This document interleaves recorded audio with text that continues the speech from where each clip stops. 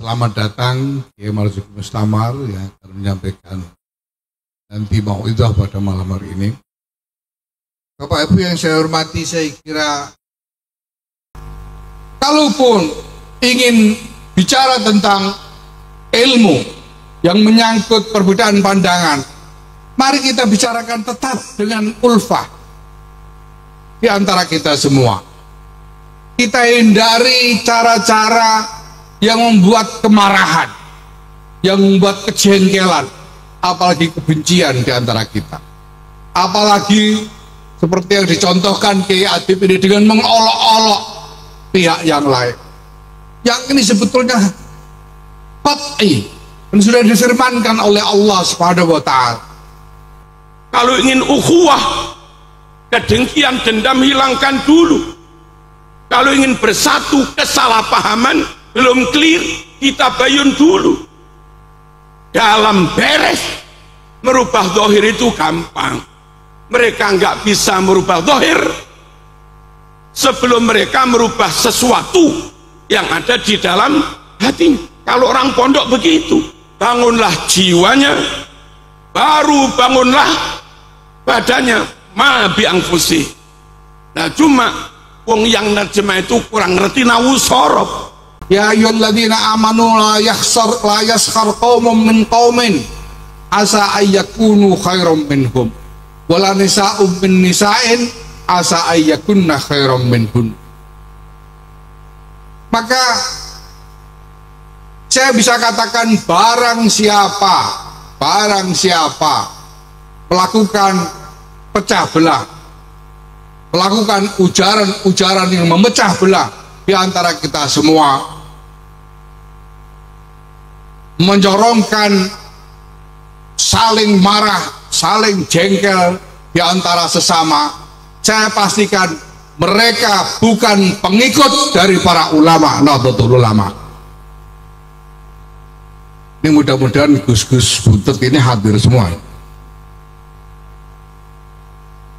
Perbedaan pendapat tidak masalah, satu yang wajar ya, tapi semua harus tetap kita lakukan dengan menjaga persatuan dan kesatuan, apalagi persatuan dan kesatuan untuk negara kesatuan Republik Indonesia.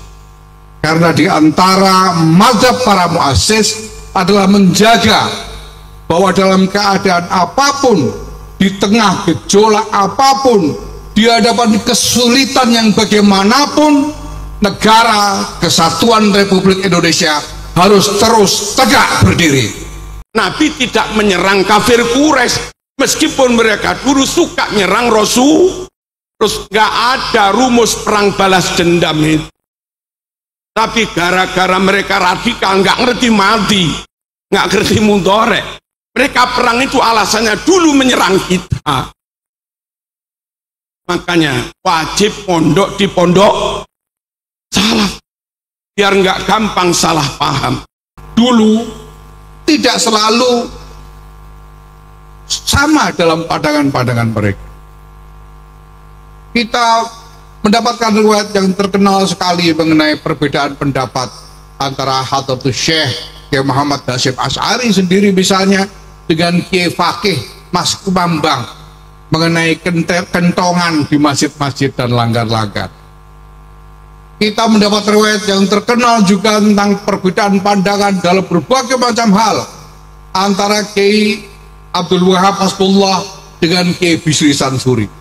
Tapi kita juga tahu bahwa beliau semua menjalani perbedaan-perbedaan itu dengan terus memegang teguh mahabbah wal widad, memegang teguh ulfah wal ittihad, memegang teguh ittisal bil arwah wal ajsad. Katanya cukup ditarim haji itu. Kalau iya ya kufur, karena menentang nasul Quran, menentang sesuatu yang mujma' alaih qat'i. Nah, orang awam ikut saja kan nggak tahu kan, gara-gara nggak ikut ulama katut aliran sesat sampai kafir pun nggak tahu. Nabi membahasakannya mati tanpa membawa iman. Jangan jauh-jauh dari pondok, jangan jauh-jauh dari kiai. Apa-apa bertanyalah pada kiai, ngaji kepada kiai. Memang Pondok Buntet Pesantren ini memiliki saham atas keberadaan Negara Kesatuan Republik Indonesia.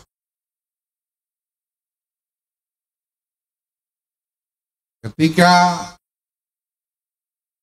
Hadratus Syekh Kiai Muhammad Hasyim Asy'ari bersama pengurus besar Nahdlatul Ulama pada waktu itu menyampaikan resolusi jihad pada tanggal 22 Oktober 1945,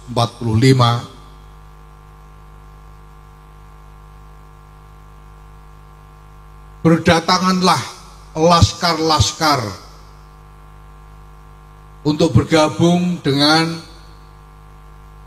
perlawanan rakyat terhadap sekutu dan nikah di Surabaya pada waktu itu, termasuk laskar dari Jawa Barat yang dipimpin oleh Allahyarham Kiai Abbas Pondok Buntet Pesantren ini. Dan waktu itu riwayat dari Kiai Adib, rombongan laskar Jawa Barat di bawah kepemimpinan Kiai Abbas di tengah perjalanan mampir di Rembang di tempat kakek saya Kiai Bisri Mustafa. Maka kalau tadi Kiai Adib mengatakan ada ikatan batin yang kuat antara Pondok Buntet Pesantren dengan Pondok Leteh Rembang, saya kira ini memang dijalin sejak sangat lama. Walhasil memang Pondok Buntet Pesantren ini punya saham besar terhadap tegaknya Negara Kesatuan Republik Indonesia. Beberapa waktu yang lalu Presiden Prabowo Subianto menyatakan bahwa proklamasi kemerdekaan Republik Indonesia diproklamirkan di Jakarta, tapi ujiannya di Surabaya. Ujiannya di Surabaya. Dan kemudian saya katakan yang garap ujian itu adalah kiai-kiai dan santri-santri Nahdlatul Ulama, termasuk kiai-kiai Buntet Pesantren bersama santri-santrinya. Alhamdulillah wasyukru lillah wan ni'matu wal fadlu minallah, la haula wala quwwata illa billah, alaihi tawakkalna wa ilaihi anabna wa ilaihi masiruna. Allahumma salli wa sallim wa barik wa karrim wa syarrif wa majid wa tahannan ala sayyidina wa maulana Muhammad wa ala alihi wa ashabihi ajma'in, amma ba'd. Ayyuhal haflul kiram, ittaqullaha haqqa tuqatih wa la tamutunna illa wa antum muslimun. Yang sangat kami muliakan Ketua PBNU Agus Kiai Haji Yahya Khalil Saquf, semoga sehat panjang umur berkah untuk kita semua, amin. Yang kami muliakan pejabat negara Bapak Kiai Muzani, juga Bapak Kapolri, Bapak Listio Sigit dan seluruh rombongan, semoga Indonesia aman, sejahtera dan semakin berkah, amin Allahumma amin. Di arwani amin dan seluruh keluarga pengasuh keluarga dalam, matta'anallah bituli hayatikum wa nafa'ana bi'ulumikum wa afadha alaina min barakati du'aikum, amin. Seluruh ketua dan pengurus NU Muslimat Ansor Fatayat, ada PMII juga, yang kebetulan menantu sini katanya, baik wilayah cabang, ada beberapa ketua cabang rawuh MWC. Semoga Allah memudahkan perjuangan kita, hasil maqasidana, maqasida ulama'ina, maqasida jam'iyyat di Nahdlatul Ulama, yakni himayatul aqidah, himayatul din, himayatul watan, dan irsyadul ibad ila ma fihi ridallah wa mahabbatuh. Para undangan, para alumni, hadirin hadirat rahimakumullah, pondok adalah pusat tafaqquh, pondok pusat ilmu. Kalau sekiranya anak kita kepingin mendapat ilmu yang benar sesuai dengan yang dituntunkan Rasulullah sallallahu alaihi wasallam, maka pilihannya adalah mondok di pondok salaf yang secara umum dalam naungan Nahdlatul Ulama.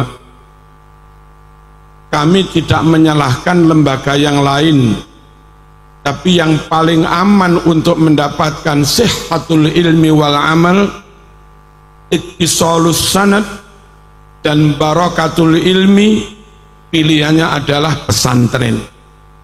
Hadirin rahimakumullah, mengapa harus pesantren?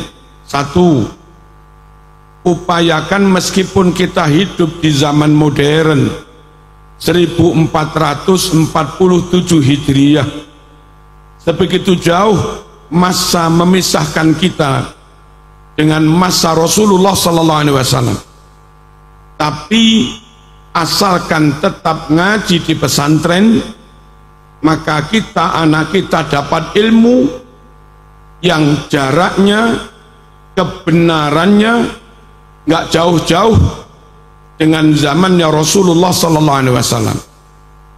Di pesantren yang sudah marhalah mutaqaddimah, anak-anak kita diajak ngaji muhadzab, yang itu lil Mawardi, umurnya sudah 1100 tahunan lebih. Anak-anak kita dibacakan kitab Muwatta lil Imam Malik yang umurnya sudah 1200 tahun lebih. Anak-anak kita dijak ngaji berbagai kitab Al-Um misalnya. Imam Syafi'i wafat 204 Hijriah, sekarang hijrahnya 1447 tahun yang lalu. Kalau umur kitab Muwatta dihitung, umur kitab Al-Um dihitung sejak wafatnya Imam Syafi'i, umur kitab Al-Um sudah sekitar 1240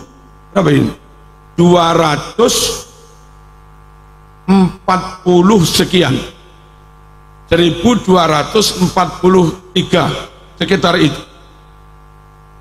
Luar biasa, lewat jasanya pesantren, wasilah pesantren, anak-anak yang hidup di zaman 1400 tahun masih dapat ilmu, yang ilmu itu ditulis oleh Imam Malik. Imam Malik berguru pada Imam Nafi', Imam Nafi' berguru kepada Abdullah bin Umar, dia berguru kepada Rasulullah sallallahu alaihi wasallam. Ngaji di pondok, hidup di zaman modern, tapi dapat ilmu yang salaf, benar-benar salaf, karena ditulis oleh tabi'in, yakni Malik. Dia punya guru tabi'in, yakni Nafi'. Dia punya guru sahabi, yakni Ibnu Umar. Ibnu Umar berguru kepada Rasulullah sallallahu alaihi wasallam, dan memastikan kita, seluruh anak kita, ilmunya bersambung sampai Rasulullah, bersanad sampai Rasulullah, amat sangat penting untuk memastikan apa yang kita amalkan, apa yang diamalkan anak kita memang ilmu yang terwarisi, sambung nyata sampai Rasulullah, sehingga yang diamalkan memang ajaran Rasul, bukan ajaran karang-karangan. Yang diamalkan memang sunnah Rasul, bukan karangan-karangan, dan memastikan semua umat Islam termasuk kita mengamalkan yang diamalkan sunnah Rasul. Itu penting supaya makbulah. Imam Muslim meriwayatkan, man amila amalan laisa alaihi amruna fahuwa raddun. Siapa yang melakukan amal tidak sesuai dengan apa yang kami perintahkan, tidak didasarkan pada apa yang kami tuntunkan, nggak sambung alias munqati'us sanad, fahuwa raddun, maka amal orang itu ditolak. Mondoklah untuk memastikan anak kita, santri kita, kita sendiri dapat ilmu yang ilmu itu ilmu salaf, ditulis ketika zamannya belum jauh dari zamannya Rasulullah sallallahu alaihi wasallam. Hadirin rahimakumullah, pondok untuk memastikan ilmunya bersanad tidak hanya cukup ngaji kitab lawas. Andai sekarang beberapa kitab itu mengalami editing, mengalami tashih sesuai dengan versi pengedit, sesuai dengan versi yang mesan, panjenengan kalau baca Sahih Bukhari, tashihnya Albani beda sangat dengan Sahih Bukhari, tashihnya Ibnu Hajar Al-Asqalani. Nah, kalau ada sekian banyak Sahih Bukhari Muslim tafsir bergaya modern berwarna putih, nggak kitab kuning, maka di pondok-pondok sama-sama di Umul Qura ngaji Bukhari, di Lirboyo, di Ploso, di Langitan, di sini ngaji Bukhari, tapi beda. Di sini Bukhari yang lawas, di sini Bukhari yang kitab kuning, yang merujuk kepada makhtutot lawas tanpa ada edit-edit. Yang Timur Tengah saya punya Sahih Bukhari versi Arab, itu hadis yang hilang ada 15 lebih, puluhan hadis yang hilang, dan mereka menyebutnya itu juga Sahih Bukhari. Sungguh pondok pesantren salaf kayak Buntet benar-benar jadi pilihan. Kalau kita khawatir ngaji di tempat lain hadisnya sudah dikoreksi, hadisnya sudah diedit atau dikurangi, maka ngaji di pondok salaf, kiainya megang kitab kuning lawas, itu kitab kuning yang belum diudik-udik. Apa diudik-udik? Apa kiai? Kitab kuning yang masih asli. Kepengen dapat asalah orisinil, ilmu orisinil, lafaz orisinil, pilihannya harus ngaji ke pondok salaf. Allahumma shalli ala sayyidina Muhammad. Saya dulu alumni Jamiatul Imam Muhammad bin Saud, sama-sama ngaji Riyadhus Shalihin di pondok salaf, ngaji Riyadhus Shalihin. Ternyata ada saja kalimat yang beda. Kalau di kitab kita yang kitab kuning disunnahkan ziarah ba'dal haji ila qabrin Nabi sallallahu alaihi wasallam. Tulisan di Riyadhus Shalihin, ziarah ila qabrin Nabi. Man hajja walam yazurni faqad jafani. Siapa yang haji mbak menziarahi aku, berarti dia satru dengan saya. Tapi yang versi Saudi sama-sama Riyadhus Shalihin, tulisannya bukan ziarati qabrin Nabi, tapi ziarati masjidin Nabi. Lafaz qabri diganti dengan masjidin Nabi. Bagi mereka ziarah Nabi enggak sunnah, yang sunnah itu ziarah Masjid Nabawi. Padahal dulu ketika Madinah jadi Yathrib nggak ada apa-apanya, mungkin juga kurang berkah. Yathrib Madinah menjadi berkah karena ada jasad mulia di situ, jasadnya Rasulullah sallallahu alaihi wasallam. Aneh kalau Madinah menjadi mulia karena Nabi ada di situ, lalu orang mengatakan nggak perlu ziarah Nabi dan cukup ziarah ke Masjid Nabawi. Sekali lagi, pastikan anak kita ngajinya di pondok salaf, ngaji kitab yang sama, dibacakan oleh kiai di pondok salaf, lebih orisinil, lebih asli, benar-benar amila amalan alaihi amruna, bukan amila amalan laisa alaihi amruna. Itu di pondok pesantren. Allahumma shalli ala sayyidina Muhammad. Dan akibatnya sama-sama ngaji itu kadang karena kitabnya cetakan beda, yang ngajar juga beda, kadang pahamnya juga beda, ideologinya beda, menghasilkan ilmu amal perilaku yang beda. Kita ngaji Bukhari, teman-teman salafi alumni Jami'ah Madinah juga ngaji Bukhari, tapi mereka Fatihah tanpa bismillah. Kita yang ngaji Bukhari Fatihah pakai bismillah, sama-sama dalil.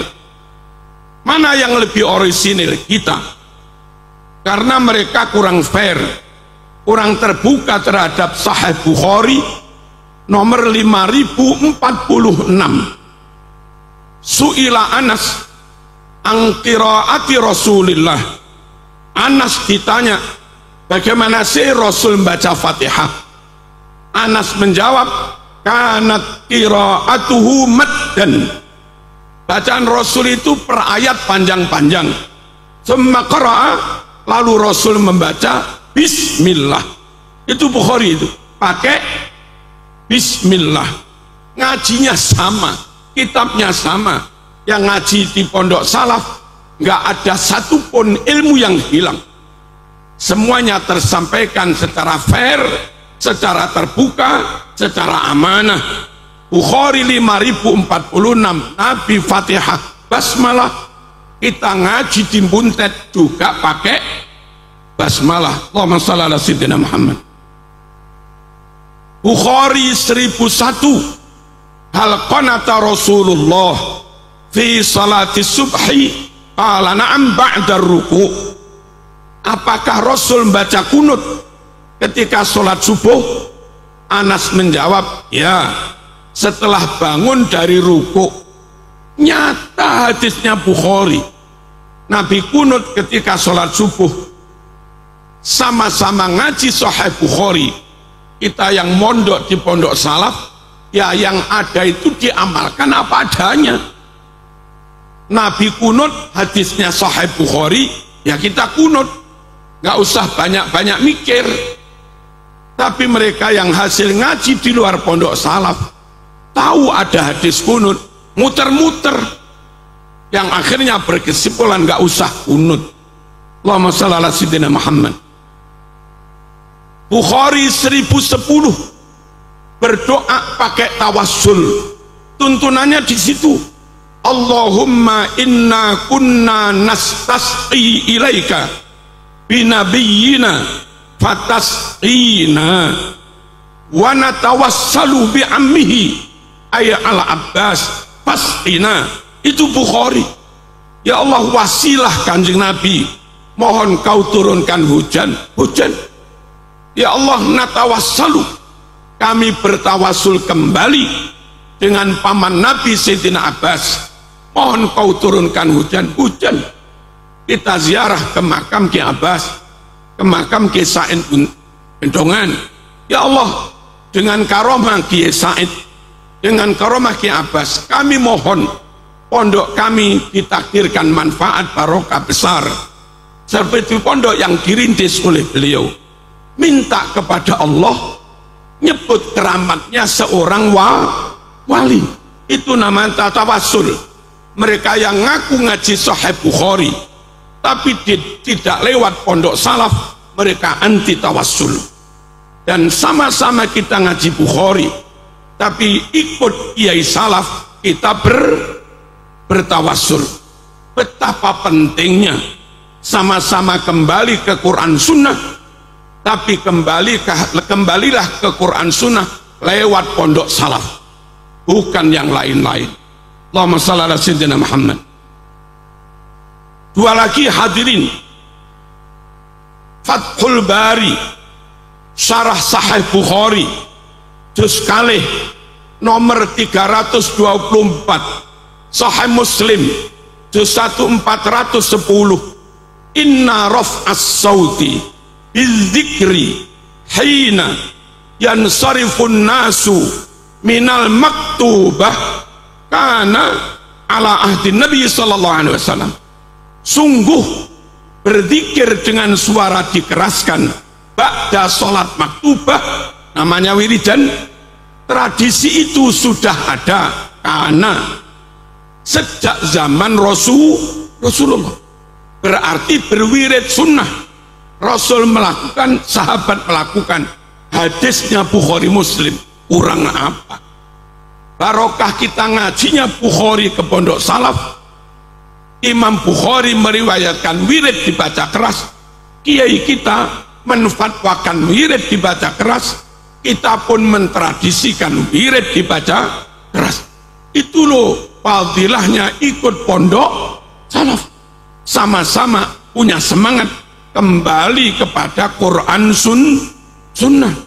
Sementara mereka yang enggak pondok salaf, enggak mau wirid, membid'ahkan wirid dibaca keras, padahal hadisnya sama, beda guru. Ada pertanyaan, yang benar ikut Quran sunnah apa ikut kiai? Yang benar ikut Quran sunnah apa ikut kiai? Kalau you ikut kiai nggak ikut Quran sunnah, kafir kamu. Kalau kamu ikut Quran sunnah tanpa lewat kiai, jadi Wahabism. Yang benar yang mana? Yang benar ikut Quran sunnah dengan dibimbing para kiai.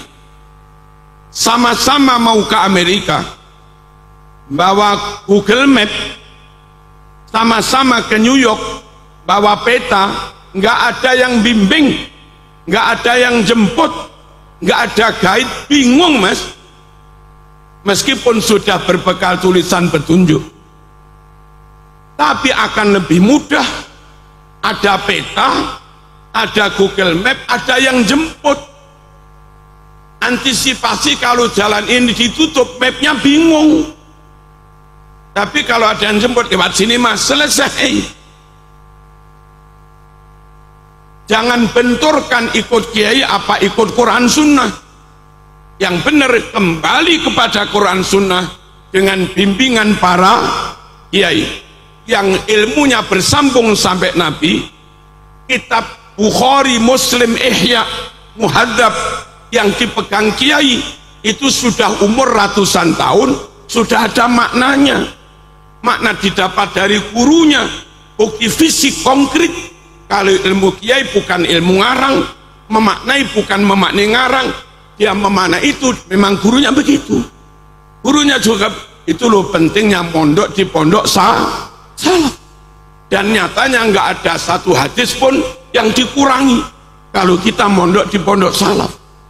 Kalau ngaji kepada golongan modern, kitabnya sama, tapi kadang isinya beda.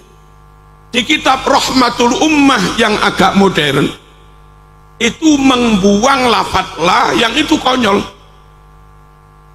yang lawas, Rahmatul Ummah lawas, sama dengan yang di i'anah, di Qalyubi, wala yajuzu sarfuz zakati libina'i masjidin au madrasatin au ribatin au nahwiha. Ada kalimat la, tidak boleh mentasarufkan dana zakat untuk bangun masjid, madrasah, pondok dan yang semisalnya. Itu diambil dari infak fisabilillah, bukan dari zakat. Tapi ada cetakan Rahmatul Ummah yang saya baca lanya hilang, wa yajuzu sarfu zakat. Konyol apa enggak ini? Konyol.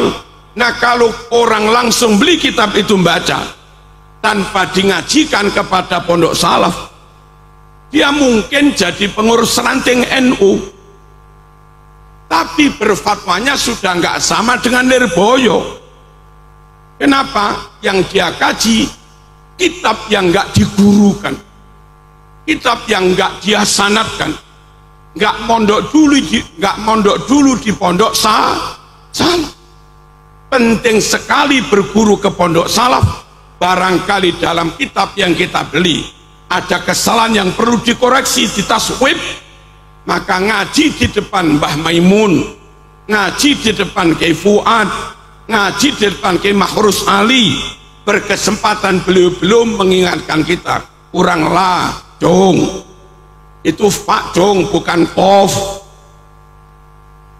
Penting sekali mondok di pondok salaf. Allahumma shalli ala sayyidina Muhammad. Bukan hanya kitabnya asli, bukan hanya keilmuannya bersambung, berguru-guru bersambung sampai Nabi.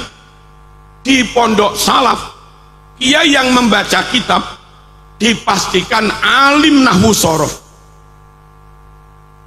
Beda banget baca Bukhari lewat terjemah, baca Quran lewat terjemah, dengan baca Bukhari Muslim, baca tafsir, tapi asli dan langsung dari kitabnya, dan qori'nya menguasai nahwu sorof.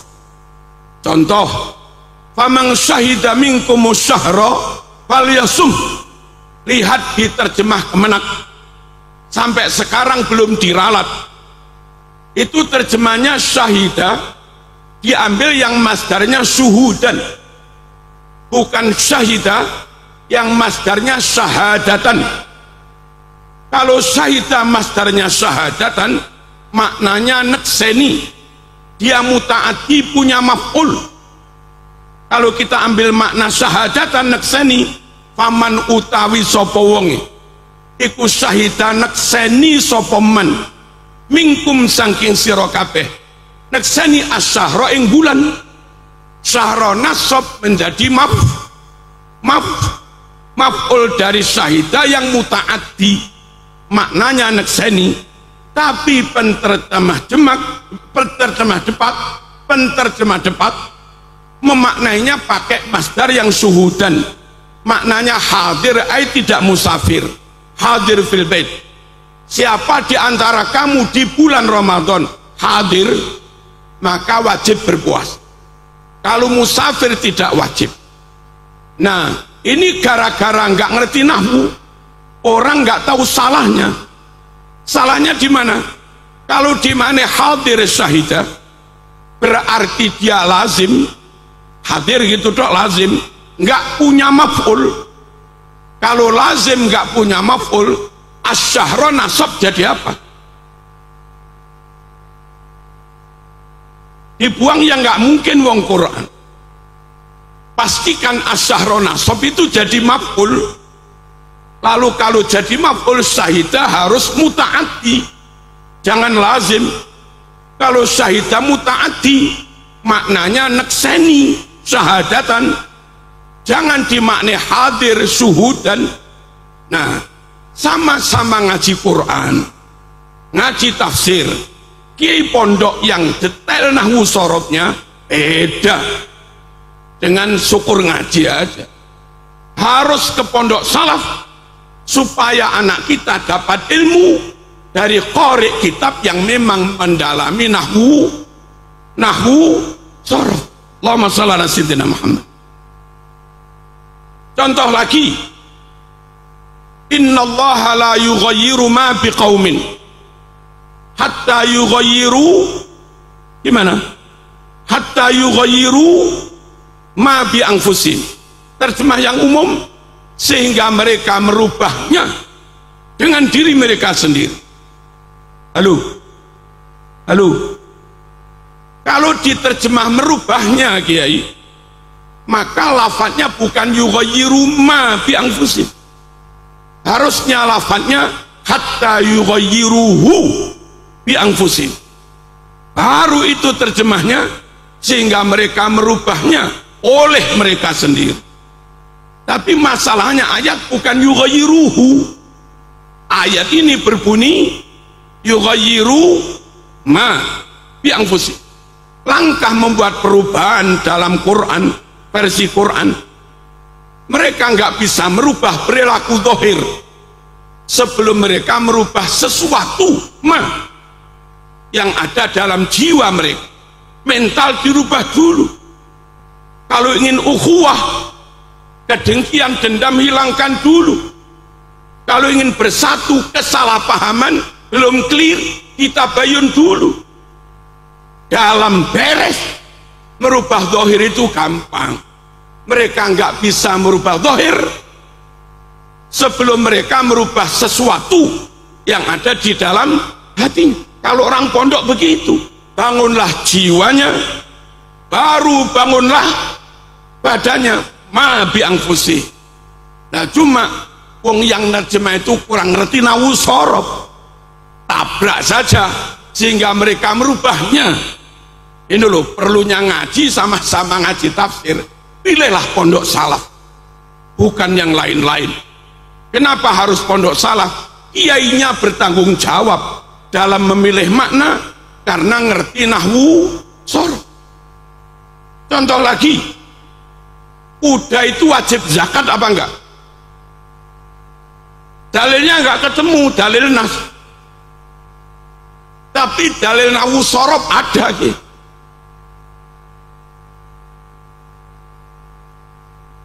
Unta wajib zakat ada hadisnya, Bukhari. Kambing wajib zakat ada hadisnya, Bukhari. Himar keledai enggak wajib zakat ada hadisnya, Bukhari. Kuda ini enggak ada.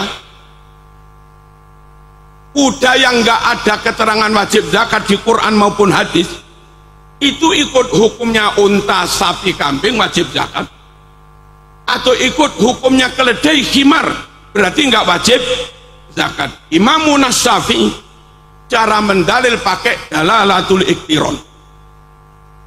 Kuda khail itu di Quran penyebutannya atof dengan sapi, atof kepada unta, atau atof kepada himar.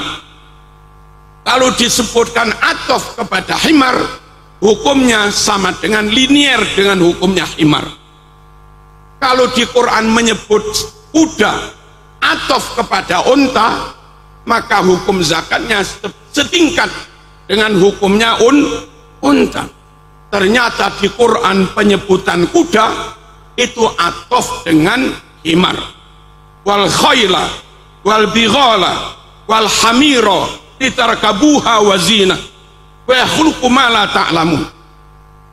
Kuda, keledai, himar, Quran menyebut berjajar. Kalau disebut berjajar, wajib semua, nggak wajib ya nggak wajib semua. Wong atof itu hukumnya mesti sejajar. Lah himar menurut Nabi hasil hadis Bukhari nggak wajib zakat. Maka wal khayla, kuda juga nggak wajib zakat. Ini kalau orang nggak ngerti nahwu sorob, buyar. Halo,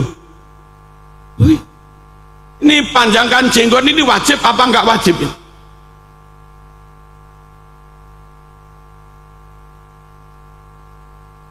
Kalau wajib, Ki Arwani dosa karena nggak manjangkan jenggot.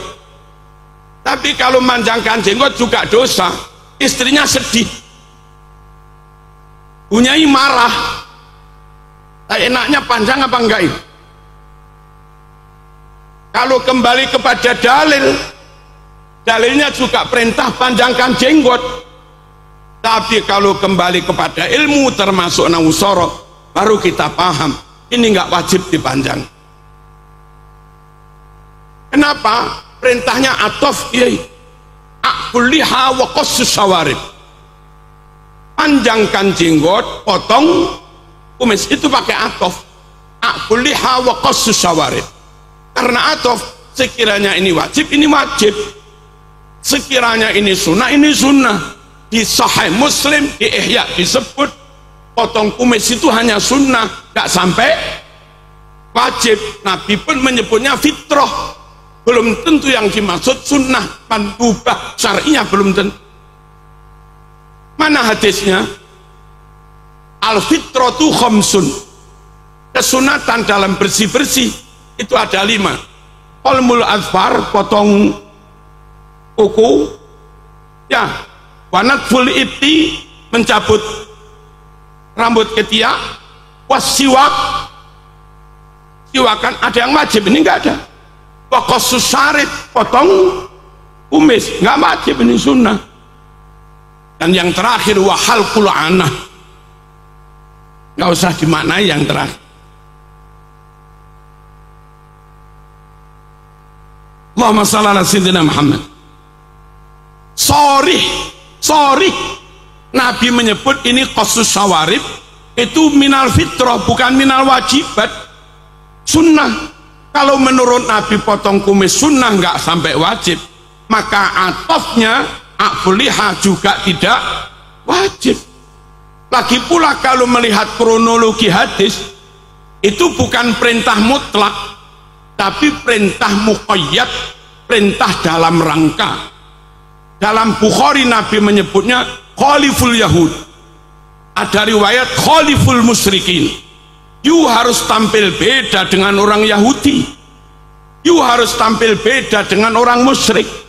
Saat itu orang Yahudi panjangkan kumis, potong jenggot, supaya muslim beda, panjang jenggot, potong kumis. Lah sekarang panjang kumis, potong jenggot sudah tidak lagi menjadi ciri khas Yahudi. Salman Rushdie berjenggot, Albert Einstein berjenggot, George Soros ahli moneter dunia juga berjenggot, dan para rabi berjenggot. Nah kalau kita sekarang berjenggot, itu semangat beda dengan Yahudi apa malah sama? Paham ya? Padahal perintahnya suruh beda. Khaliful musyrikin, khaliful Yahud. Ini loh pentingnya harus mondok di pondok salaf. Dan sekiranya enggak keburu nikah, mondok yang lama meskipun sudah taman aliyah, masih ada ngaji kitab-kitab, pulang mateng gitu loh. Nah kadang kita ini masih taman aliyah sudah disuruh pulang nikah, ya ilmunya ya gitu-gitu aja, wong hanya dikit. Allahumma shalli ala sayyidina Muhammad. Orang yang tidak sholat, orang yang menyatakan iman ikrar syahadat tapi belum melaksanakan kewajiban sholat zakat, itu dosa besar apa murtad?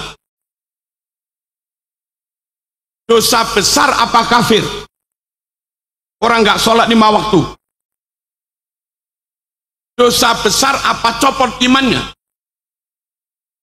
Kita NU madhab Syafi'i mengatakan dosa besar.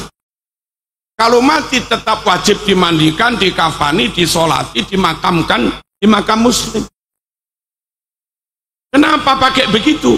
Pakai nahwu. Menurut surat wal asri, kalau pakai nahwu, iman itu lain dengan amal soleh. Amal soleh punya substansi sendiri, punya entitas wujud makna sendiri. Iman juga punya entitas wujud makna sendiri. Dan di Al-Quran itu diatofkan amanu wa amilus sholihat, beriman dan beramal soleh. Karena ini atof dan beramal soleh, makna beramal soleh itu punya makna sendiri, makna iman juga punya makna sendiri meskipun beramal soleh. Orang Cina non muslim baru baca syahadat, belum sempat sholat zuhur mati, dia sudah punya iman, belum punya amal soleh. Apa imannya hilang? Enggak, iman itu ada sebelum ada amal soleh. Sehingga ketika amal solehnya hilang, jangan lantas dikatakan imannya juga hilang. Al aslu fil atfi al mughayarah. Pada dasarnya atof itulah atof kepada wujud lain yang beda. Saya Marzuki. Orang menyebut juga pengasuh pesantren Sabilur Rasyad. Orangnya sama. Itu kalau membuat bahasa jangan pakai atof, tapi pakai badal alias mudir, sahib ma'had Sabilur Rasyad Marzuki. Ya, pengasuh pondok pesantren Sabilur Rasyad yakni Marzuki sudah hadir. Jangan pakai uang. Marzuki dan pengasuh Sabilur Rasyad hadir. Salah pakai dan. Emangnya orangnya dua. Kalau atof harus dua wujud. Ini ada, ini ada. Nah di Quran iman diatofkan apa? Amal soleh diatofkan kepada iman. Amanu wa amilus solihat. Sehingga logikanya iman punya wujud makna sendiri. Amal soleh juga punya wujud makna sendiri. Andai ada orang nakal belum beramal soleh, tidak otomatis substansi imannya hilang. Makanya kita NU nggak kaku-kaku. Orang abangan masih seneng horeg. Ya diharamkan izaknya. Unsur mengganggu, menyakiti, mudarat pada orang lain tetap kita haramkan. Tapi mereka muslim. Kalau kita nggak pandai-pandai ngomong mereka, bisa-bisa ucul di momong gereja. Malah parah. Nggak ada kiai pondok salaf yang kaku. Nggak ada kiai pondok salaf yang apa? Yang ekstrim nggak ada. Yang radikal nggak ada. Karena punya ilmu. Beda banget. Allahumma shalli ala sayyidina Muhammad. Hadirin hamakumullah. Wamsahu bi ru'usikum. Usap bi itu maknanya apa? Kalau dimaknai kelawan kacau. Saatnya ngusap kepala, wamsahu bi ru'usikum. Ngusapoh kelawan sirah sira kabeh. Padahal prakteknya ngusap sirah kelawan tangan. Bukan ngusap tembok kelawan sirah. Itu kalau orang memaknai apa adanya, wudhu setelah basuh tangan, saatnya ngusap kepala dia begini. Ngusap tembok dengan kepala dia. Wamsahu. Dia nggak tahu bahwa di antara makna bi itu ada yang maknanya min taba'id. Bilbasta'in. Dengan bi buatlah makna isti'anah kelawan. Wa'addi. Dengan bi maknailah muta'addi. Takdiyah. Awet. Dengan bi buatlah makna iwat. Istaritu hada bihada. Ditukar, iwat. Al-siqi. Dengan bi makna ketemu.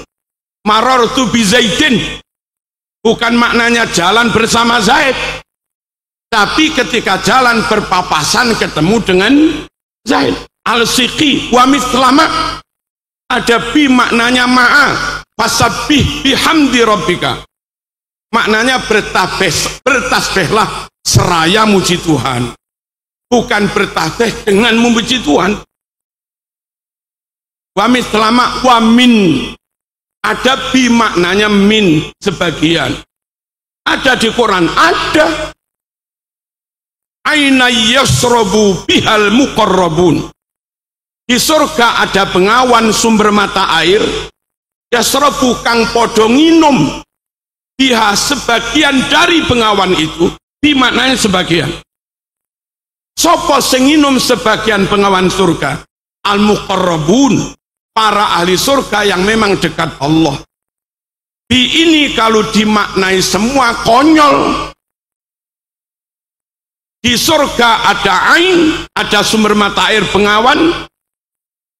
Semuanya diminum sampai kering, habis oleh ahli surga yang nggak mungkin lah.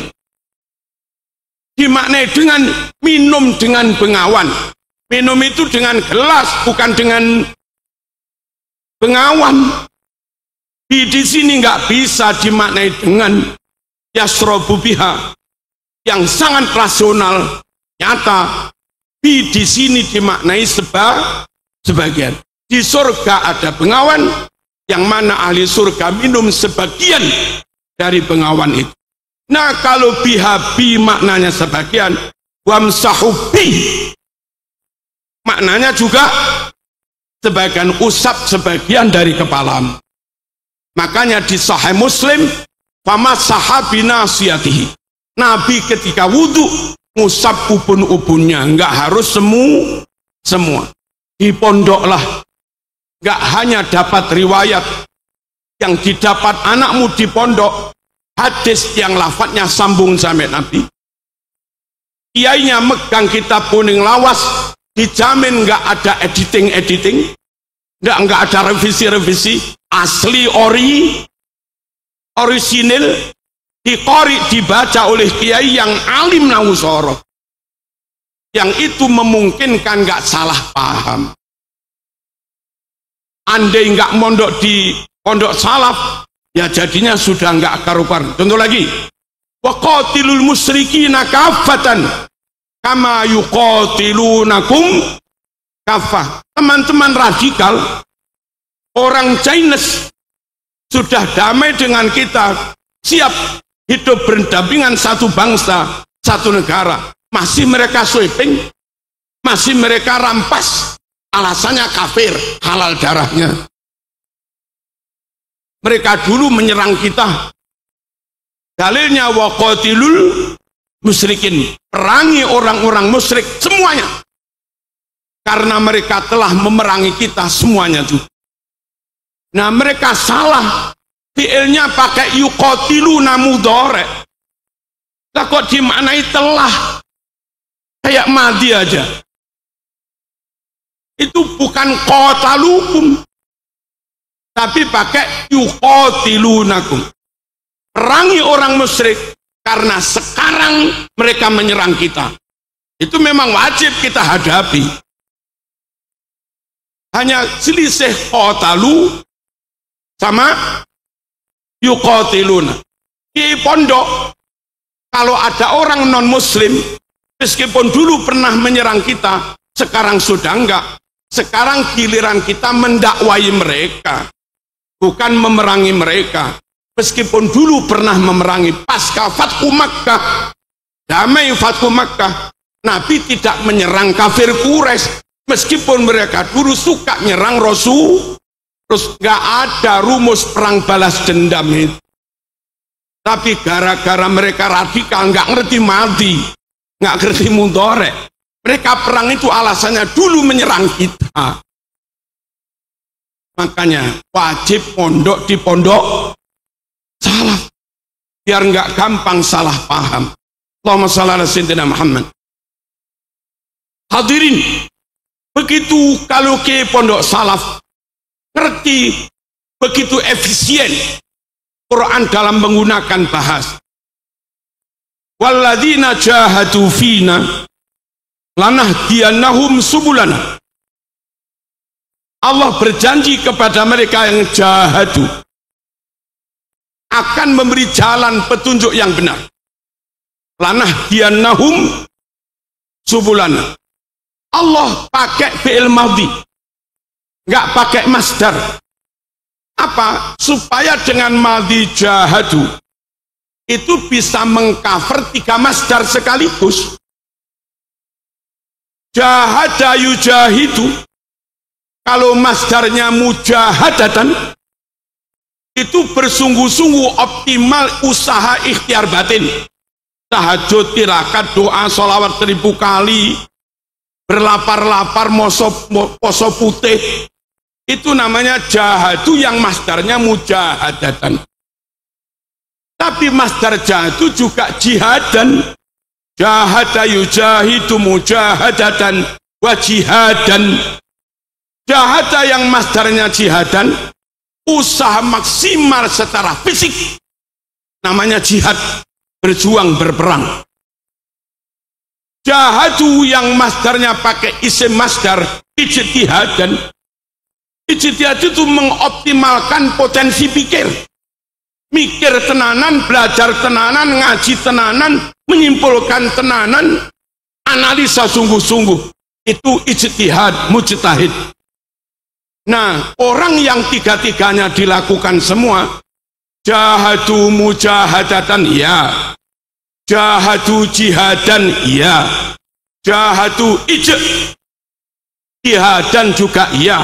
Kepada mereka lah Allah berjanji lanah yannahum subulana. Poso top, tahajud top, tapi nggak gelem apalan alfiyah, nggak gelem mutolaah, nggak gelem murojaah, ijtihadnya kurang, ya sulitlah lanah yannahum subulana. Top hafalannya, catat kesana kemari, beli kitab 5 lemari, tapi nggak pernah tahajud, nggak pernah tirakat, nggak pernah doa, nggak ada mujahadah, ya sulit lah mas. Lanah diannahum subulana.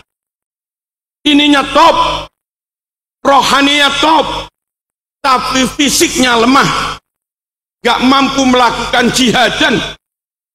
Ngaji 1 jam ngantuk, nutrisi kurang, jangan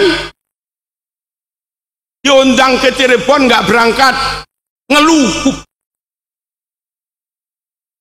Secara fisik nggak mampu jihad, dan yang nggak terjadi yang namanya lanah diannahum subulana.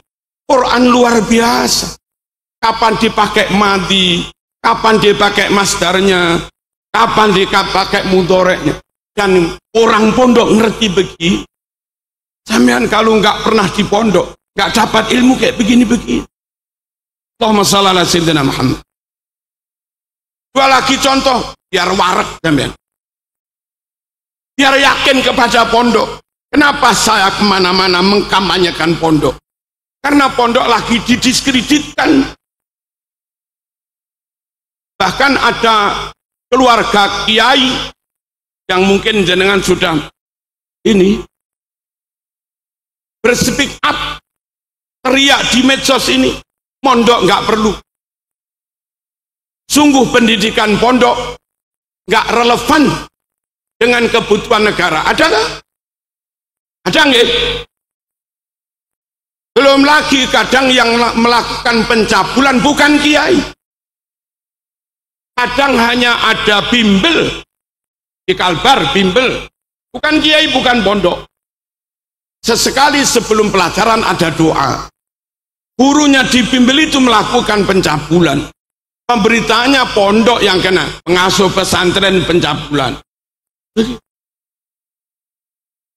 Mereka masif menyerang pondok, masif memojokkan pondok. Maka jangan salahkan Marzuki kampanye untuk pondok.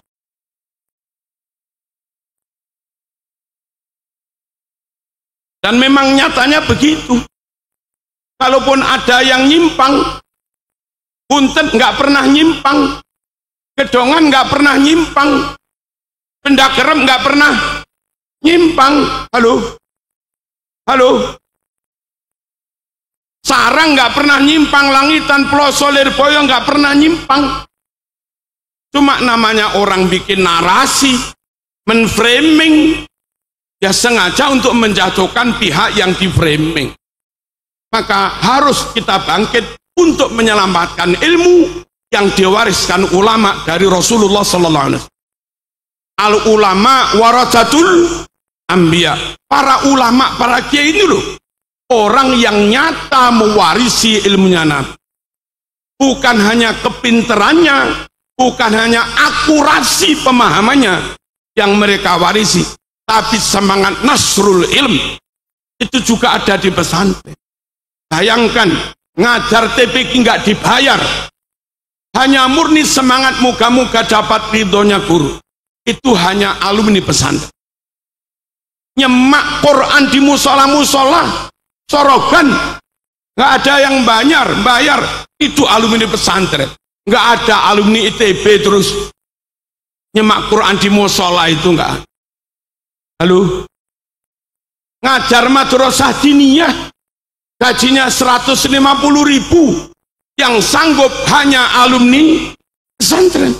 Semangat nasru semangat menyebarkan ilmu tanpa pamrih luar biasa. Luar biasa. Kalau pesantren diserang terus, akhirnya masyarakat menjauhi pesantren. Yang ada hanya alumni kampus, nggak ada alumni pesantren. Apa para sarjana, master lisan sanggup TPQ tanpa dibayar? Madin tanpa dibayar, nggak ada. Dan akhirnya ketika semangat Nasrul Ilmi mati, maka penyebaran ilmu juga mati. Kita nggak ingin itu. Allahumma shalli ala sayyidina Muhammad. Kembali ke laptop. Apa kembali ke laptop? Hadirin hamakumullah. Nabi Ibrahim koyok-koyok melafatkan sesuatu yang salah, tapi benar nggak salah. Peristiwa tadi malam, kalau tadi malam madhi mestinya, tapi Ibrahim melafatkannya pakai mudhari. Inni ara fil manam anni adbahuka fangdur madza tara.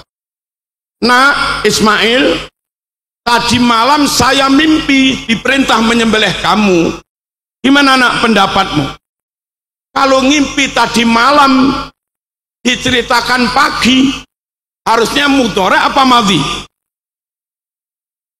Peristiwa mimpi tadi malam diceritakan paginya, harusnya kalau masa lampau madhi apa mudhari? Madhi kan? Ibrahim pakai mudhari, ini aro. Kalau madhi ini ra'aitu.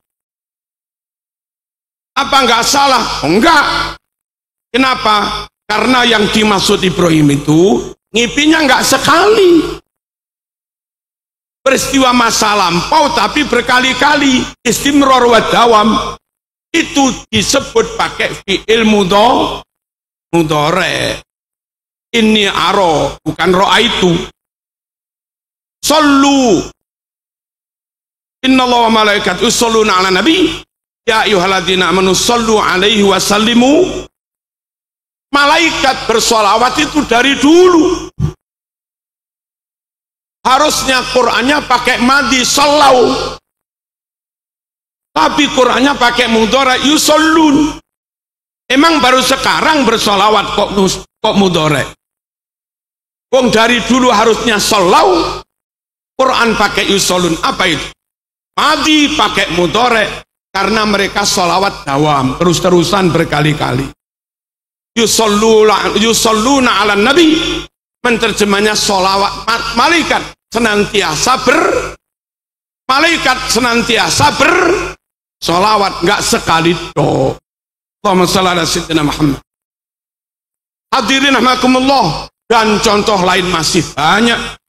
Pokoknya yang benar-benar mewarisi ilmu itu para ulama. Al-ulama warathatul anbiya. Lalu harus mondok. Bukan hanya karena kiainya mendalami nahu sorob, yang memungkinkan menghindari kesalahan dalam memaknai. Lebih dari itu, nyata berkah, nyata barokah. Alumni pondok-pondok Arang atau manalah, Lasem, Lirboyo, Ploso, Benda Kerep, alumni pondok sini, dulu sebelum ada formal, mereka tamat sini nggak bawa ijazah formal. Daftar DPR nggak bisa, daftar PNS nggak bisa. Bisa kiai? Dulu kan nggak bisa. Tapi apa alumni pondok pengangguran? Apa alumni pondok kerepotan makan? Enggak juga.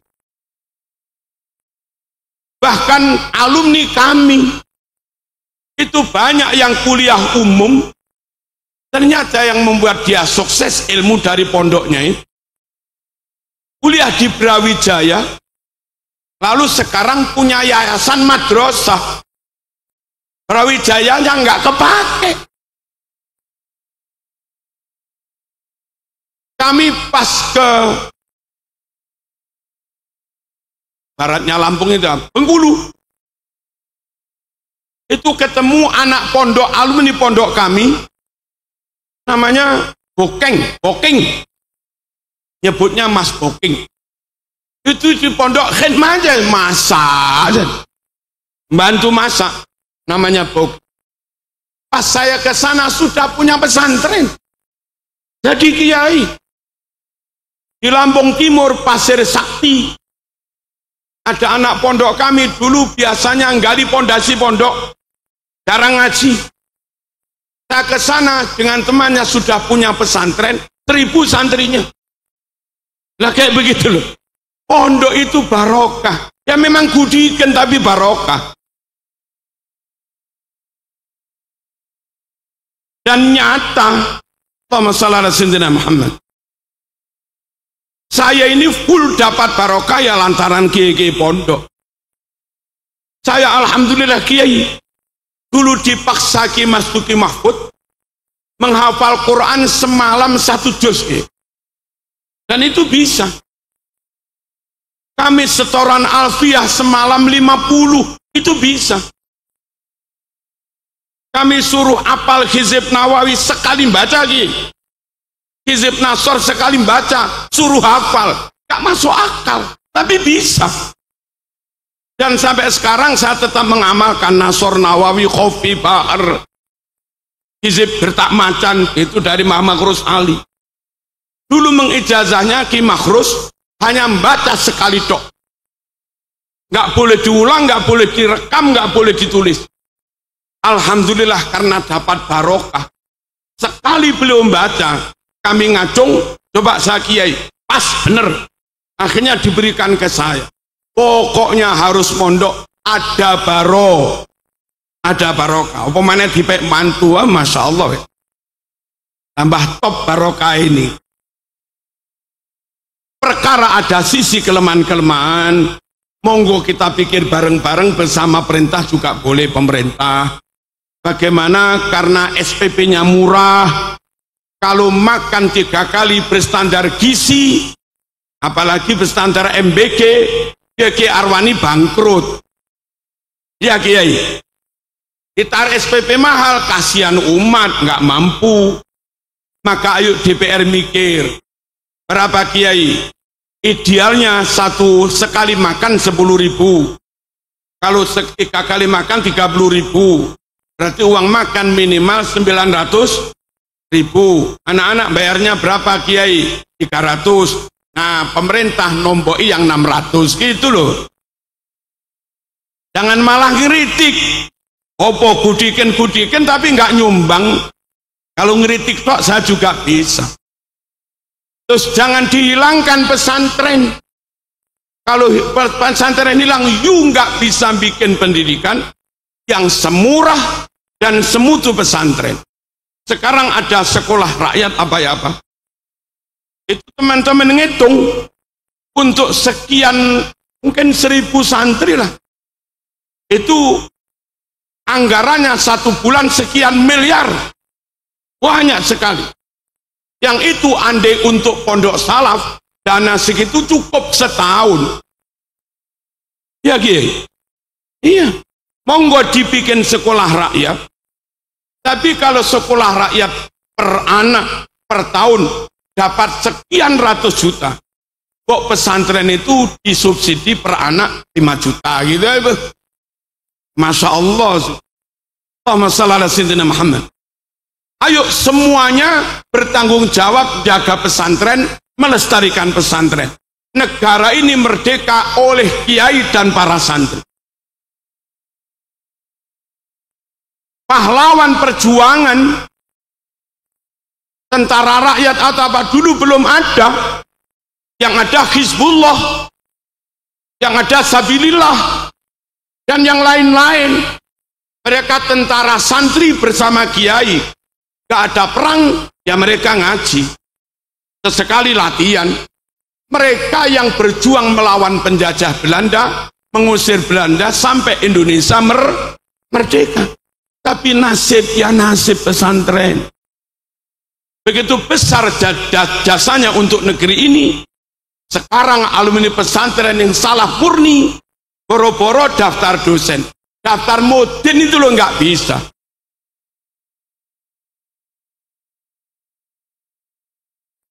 Sekedar hanya daftar Apa itu yang kemenak paling rendah itu apa? Enggak, yang ikut memberi penjelasan. Penyuluh, alumni pondok salaf, ijazahnya dipakai daftar penyuluh itu loh, enggak lah. Padahal negeri ini dulu merdeka oleh kaum pesantren ngeten. Andai masih ada yang pejabat Jakarta tadi, saya tuh pengen matur, pondok nggak minta banyak-banyak, akui keberadaannya. Pondok sah, ijazahnya sah, gurunya juga sah. Perkara alumni pondok yang Taman Alfiah Maknun belum ngerti tentang teknologi, terima dulu karena dia psikisnya baik, fisiknya juga baik, ininya pinter, ngapal Alfiah, terima dulu, baru ada pelatihan tentang per-HP-an, teknologi, setengah tahun kan bisa juga. Nah masalahnya memang sengaja di portal supaya anak pondok nggak bisa masuk. Nyatanya sekolah umum pun setelah diterima di BUMN nggak bisa langsung kerja kok, masih ada pelatihan. Apa salahnya alumni sini Pondok Ploso Lirboyo Hiniah Murni diterima tapi nanti ikut pelatihan. Alumni pondok yang IQ-nya 130 ke atas, hafid Quran, hafal Alfiah Maknun, harusnya bisa masuk ke kedokteran. Nah gimana nggak punya latar belakang sains matematik? Terima ujiannya di bulan Januari. Nanti Februari pengumuman, ada waktu Februari sampai Agustus. Diberi matrikulasi 7 bulan. Pemadatan materi matematika, bahasa Inggris, IPA. 7 bulan selesai. Siap ikut perkuliahan. Perkaranya itu bukan begitu. Memang nggak mau. Dan sengaja ditutup sehingga kita kaum pesantren kalau ingin masuk ke kedokteran susahnya bukan main. Satu sisi anak kiai harus ngaji, di sisi lain karena pengen kedokteran harus hafalan ini bahasa Inggris matematika, bebannya tambah kasihan. Andai ada peraturan dari negara pesantren boleh daftar kedokteran, tenang aja kita ngaji kitab kuning, Alfiah, segala macamnya. Nanti tes ya tes, setelah keterima ikut matrikulasi pemadatan materi 7 bulan selesai. Dan di luar negeri begitu. Allahumma shalli ala sayyidina Muhammad. Alumni pondok Indonesia keterima di Al-Azhar, kedokteran boleh, tapi ikut matrikulasi.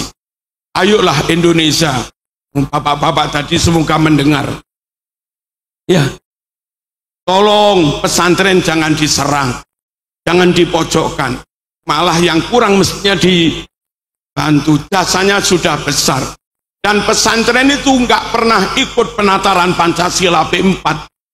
Negara nggak usah keluar dana biaya banyak untuk penataran P4, untuk nasionalisme. Otomatis kalau alumni salaf mesti NKRI, harga mati, tidak bisa tidak sudah. Kenapa yang begini-begini enggak?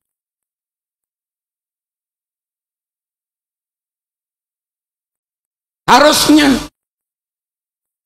negara itu punya utang besar loh kepada pesantren. Kalau pesantren ngamuk, wes gak usah Pancasilaan. 30.000 pesantren, jutaan santri sakwaline anti NKRI semua buyar. Perkara negara ini tetap kokoh kedaulatannya NKRI-nya ya karena ribuan kiai, ribuan pesantren semuanya NKRI harga mati, tapi nggak pernah dapat apa-apa. Kalau mereka apel upacara setahun sekali 2 kali, kaum pesantren, kaum santri apel Pancasila setiap malam Jumat. Setiap malam Jumat itu apel kesetiaan Pancasila.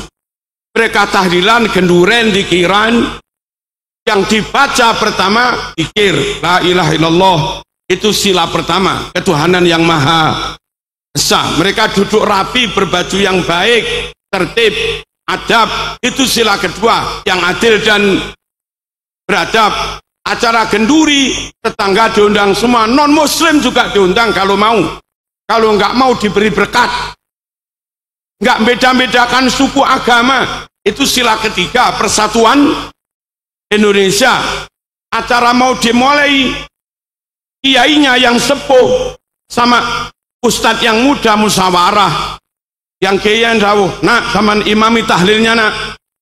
Anaknya, buatan kiai, kami masih muda nggak adab kalau ngimam. Jenengan mawon kiai. Kiainya bilang, aku loro untu. Sampean yang imami, nggih pun. Tapi nanti Mbah Yai memimpin doa, ya salaman, salaman. Pakai musyawarah. Tidak otoriter. Tidak sakar PDW. Itu kebijaksanaan permusyawaratan perwakilan sila keempat. Selesai acara doa, yang baca rawon satu piring, yang tidur rawon satu piring, banser yang jaga nggak ikut baca yo rawon satu piring, imamnya rawon satu piring, nggak dibeda-bedakan. Nanti pulang dibawain berkat satu-satu, nggak pernah ditanya, yuk tadi baca apa enggak? Kalau nggak baca nggak dapat, nggak ditanya mau baca mau enggak, ya dapat semua. Itu loh keadilan sosial bagi seluruh jamaah Kenduren. Kurang apa kaum pesantren setianya pada NKRI, setiap malam Jumat apel Pancasila. Tapi nasib ya nasib.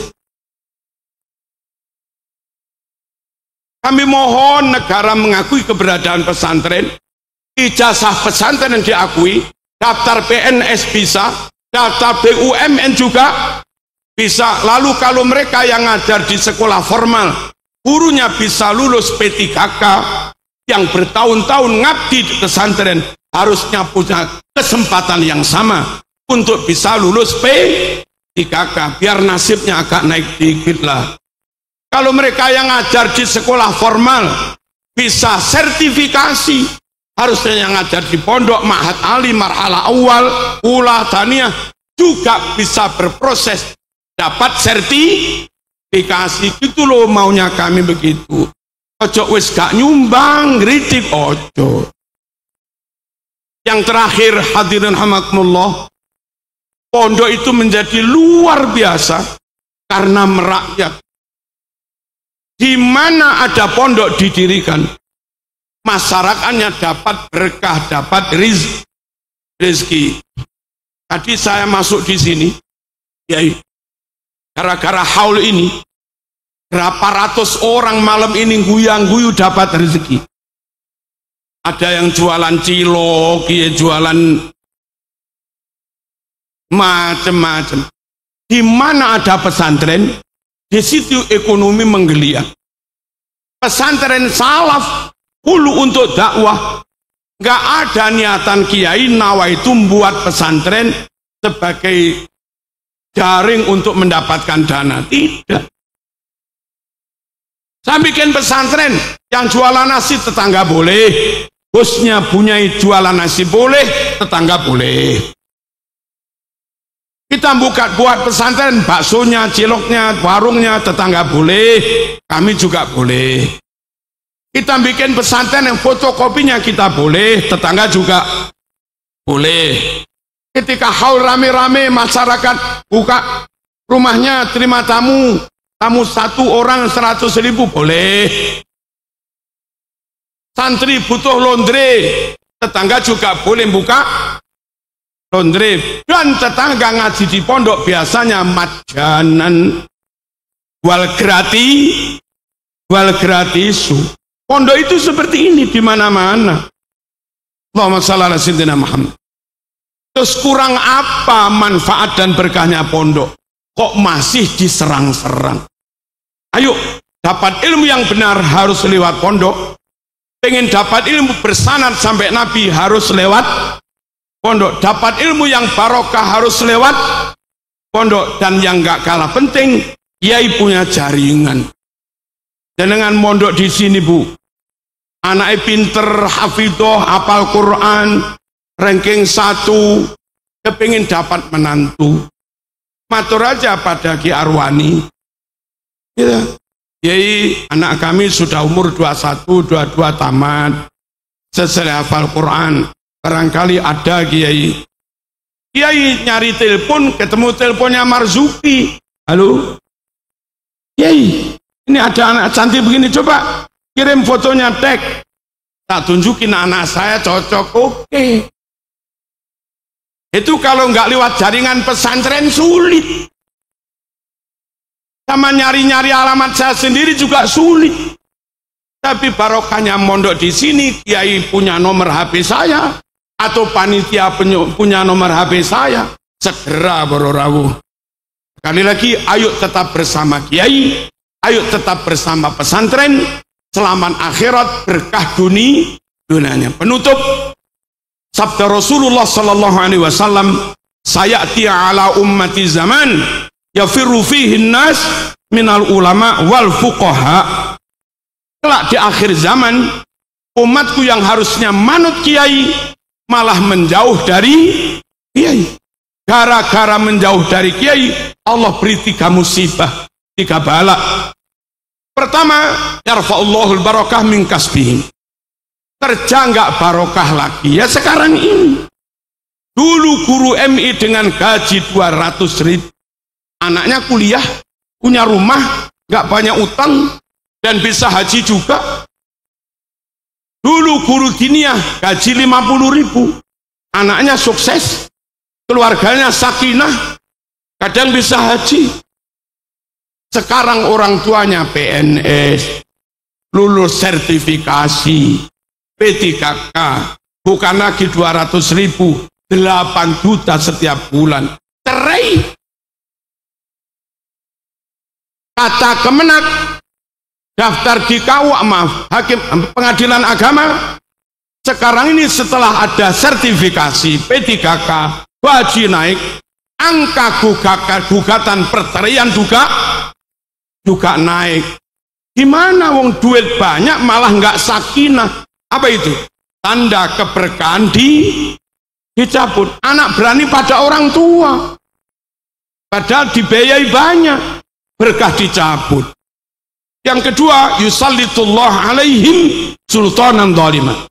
Gara-gara nggak manut Kiai umat ini, Allah memberi penguasa pemimpin yang zalim. Tidak sedikit kampung santri lurahnya nggak sholat. Tidak sedikit desa daerah santri Islam NU pemimpinnya Wahabi. Bahkan punya pemimpin non Muslim. Kok bisa? Bisa karena nggak manut Kiai. Halo, ada begitu? Ada. Yang paling bahaya, yakhrujuna minad dunya bighairi iman. Orang awam seperti kita nggak ikut Kiai, bisa-bisa mati kafir tanpa membawa iman. Yakhrujuna minad dunya bighairi. Kok bisa? Sekarang aliran banyak, dan beberapa aliran itu sesatnya sampai murtad kufur. Ada aliran mengatakan haji cukup di Indramayu, ya kufur. Dulu ada aliran haji cukup di Sulawesi, di gunung apa, kufur, nabrak Quran ijma'. Ada aliran haji cukup di Jember dulu itu tawafnya, kufur. Dan wakila perlu ditabayun lagi, katanya cukup di Tarim haji itu. Kalau iya ya kufur, karena menentang nasul Quran, menentang sesuatu yang mujma' alaih, qat'i. Nah orang awam ikut saja kan nggak tahu kan, gara-gara nggak ikut ulama, katut aliran sesat sampai kafir pun nggak tahu. Nabi membahasakannya mati tanpa membawa iman. Jangan jauh-jauh dari pondok, jangan jauh-jauh dari Kiai. Apa-apa bertanyalah pada Kiai, ngaji kepada Kiai. Allahumma shalli ala sayyidina Muhammad. Ada golongan yang anggap anjing halal, ada Kiai? Ada golongan yang mengatakan sholat nggak perlu 3, 4, 5 kali, cukup 3 kali.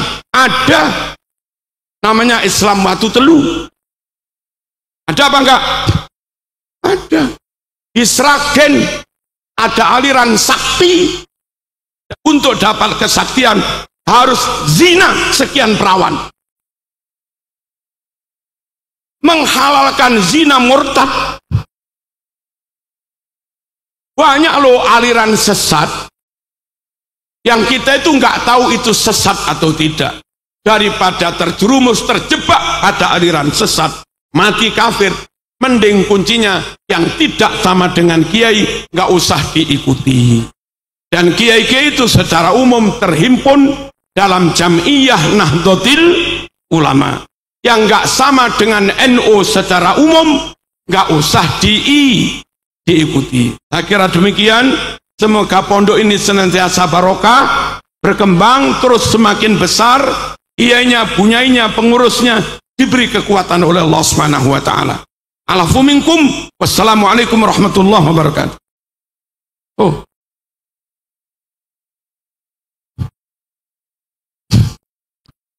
Alhamdulillahi rabbil alamin. Allahumma salli wa sallim ala sayyidina Muhammad wa ala ali sayyidina Muhammad.